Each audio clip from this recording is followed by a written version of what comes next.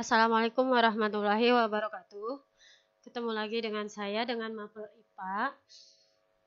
Kali ini kita akan belajar tentang subbab sistem gerak pada hewan. Kita mulai dengan membaca basmalah. Bismillahirrahmanirrahim. Semangat pagi. Insya Allah dalam keadaan sehat semua ya. Materi kita ini ada dalam Quran Surat An-Nur ayat 45. Silakan kalian baca. Di sini tentang hewan yang hidup di darat. Kemudian ada lagi dalam Quran Surat Al-An'am ayat 38 dan Surat Al-Mulk ayat 19.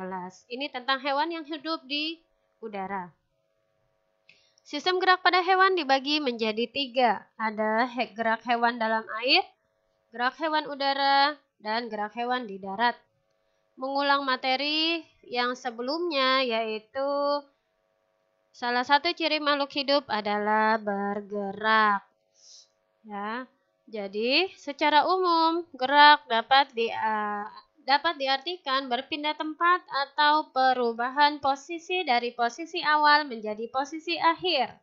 Atau dengan kata lain, jika benda tidak mengalami perubahan posisi, maka benda tidak dapat dikatakan bergerak. Benar. Tahukah kalian bahwa hewan memiliki gerak yang berbeda-beda sesuai dengan habitatnya atau tempat tinggalnya? Ya, jadi untuk hewan di darat bergerak menggunakan kaki, di udara menggunakan sayap, sedangkan di air menggunakan sirip dan ekor. Mungkin di antara kalian ada yang berpikir mengapa sih kecepatan hewan berbeda-beda? Kita lihat gambar 6 hewan yang hidup di darat. Kalau gambar begini, perhatikan kalian. Jadi hewan mana yang memiliki kecepatan paling tinggi? Ya. Cheetah ya, jadi dia kecepatannya 112 km per jam. Kalau naik motor itu udah ngebut banget ya. Kemudian hewan mana yang geraknya paling rendah? Yaitu gajah dan kerbau. Gerakannya, kecepatannya hanya 25 km per jam. Mengapa kecepatan gajah dengan cheetah berbeda? Ya, kita lihat dari bentuk tubuh ya. Harimau atau cheetah tubuhnya lebih ramping dibanding dengan gajah sehingga lebih cepat bergerak ya. Jadi massa tubuh gajah tinggi sehingga kecepatannya rendah berhubungan dengan hukum Newton 2. Masih ingat ya? Kemudian kita perhatikan kijang dengan cheetah, tubuhnya sama-sama ramping dengan kuda. Kenapa kijang dan cheetah lebih cepat dibanding kuda? Ya, perhatikan anatomi kakinya ya. Untuk kijang dan cheetah, bentuk kakinya lebih ramping, sedangkan kuda dia memiliki seperti sepatu kuda sehingga dia susah untuk bergerak. Kijang dengan cheetah mampu melompat dan melayang di udara, gerakannya seperti terbang ya. Jadi gaya geseknya dia lebih rendah dibanding dengan gaya gesek udara, sehingga dia mampu bergerak sangat cepat. Kesimpulannya apa yang bisa kamu ambil? Yaitu gerak hewan dipengaruhi oleh beberapa faktor, yaitu yang pertama bisa oleh massa tubuh, atau bentuk tubuh, organ tubuh, bisa juga dipengaruhi oleh habitatnya, ya.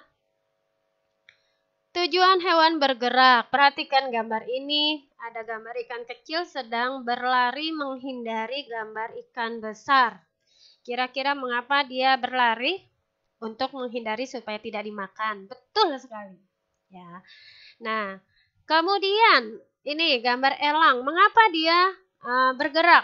Ya, untuk mencari makan. Ya, jadi itu tujuan hewan bergerak. Kemudian lanjut hewan gerak di air, ada gambar ikan sedang berenang ya. Mengapa ikan ini dapat berenang di permukaan air? Padahal kerapatan air ini lebih sulit daripada udara. Kerapatan air lebih besar dari udara. Ya. Nah, disebabkan karena adanya gaya angkat air lebih besar dari udara. Dan massa jenis ikan lebih rendah dari lingkungannya atau airnya ya, sehingga ikan dapat melayang ya. Ini berhubungan dengan hukum Archimedes. Otot dan tulang belakang ikan dapat mendorong ekor dan sirip ikan sehingga ikan dapat berenang. Kemudian ada sirip tambahan yang mengatur keseimbangan ikan. Kemudian ada gelembung renang mengatur gerakan naik turunnya ikan. Perhatikan gambar nyamuk ini, dia sedang bertelur di permukaan air. Jadi si nyamuk dan binatang yang kedua yaitu anggang, dia memanfaatkan sifat tegangan permukaan air. Apa tegangan permukaan air? Yaitu peristiwa yang diakibatkan adanya gaya kohesi antar molekul-molekul air. Gerak hewan di udara.